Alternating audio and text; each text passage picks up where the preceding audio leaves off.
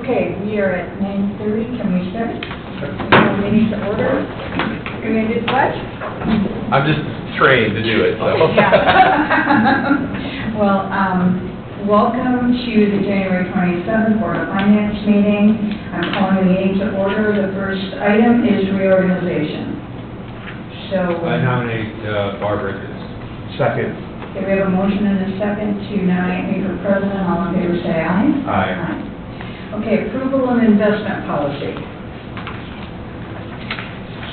This Do you want to talk about this, Timmy?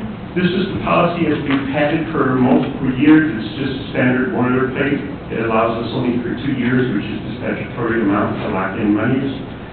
So it has nothing fancy or extra in it. It's a bare bones policy.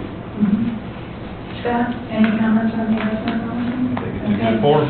Okay, we have a motion for approval. So moved. Second. We have a motion and a second for approval of the Porter County, Indiana investment policy. All those in favor say aye. Aye. Opposed, same sign. Motion carries. Review of 2025 investments. Okay, you have an investment report. This shows various categories of funds that we have monies for. In 2025, we collected for the general fund close to $5.3 million, as you see there, which is less than last year with the Fed rate falling.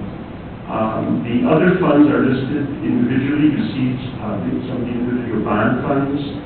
And you'll notice that, let's see, the 24 bond, we collected over $900,000 for that bond itself. That had more money in it to begin with because it's the last of it. It started off with the highest balance because it's newer, and so we were able to collect quite a bit of money in there. So grand total 7.1. You'll see that that's less than the 7.7 last year, but the Fed rate has fallen from 5.4 to 3.75. We have an ongoing arrangement with one of the banks. We get the Fed rate less 10 basis points, and that has helped us to keep a solid rate going with these funds for the last 2 years. We don't put all our money in one bank. We do split it out, so we do have lower rates that we get as well. We didn't have major wins this year.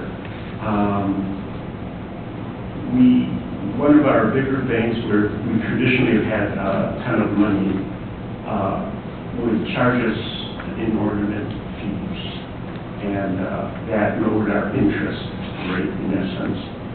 And Michelle Clancy tried to get them to lower the fees. They would not. We talked about changing banks. I got my ducks in a row, said I had it scheduled. They backed down. They removed a ton of our fees and increased our interest rate. I'd have still jerked it. If that's what it took to get their attention, I'd have still jerked it. It's the accounts that we've had for decades, and it was a lot of work on the auditor's office to make the switch.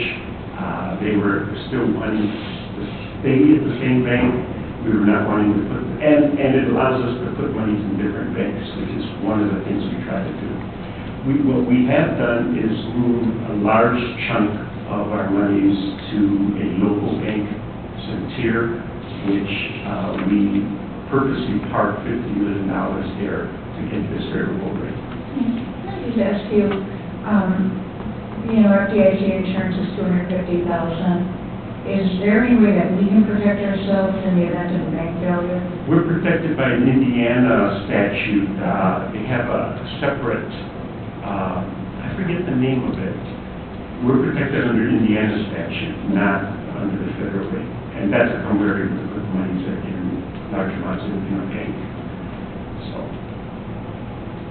I'll have to look up the name of that. I don't recall that offhand.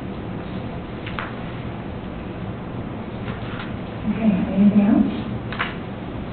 Any other business to come before the board?